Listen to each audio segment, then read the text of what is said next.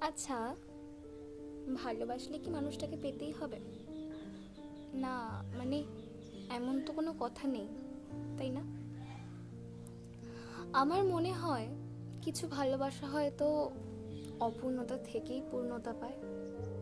আসল ভালোবাসা তো সেখানেই, যেখানে অপর প্রান্তের মানুষটা খুশি আছে জেনে নিজের ভালো থাকাটা বিলিয়ে নেয়া। নমস্কার, আমি সহিতা।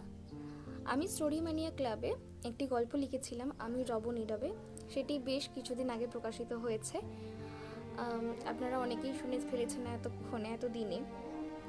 আর যারা এখনও শুনেননি তাদের কাছে আমার একটাই অনুরোধ, প্লিজ শুনে আসুন এই অডিও উপস্থাপনাটি।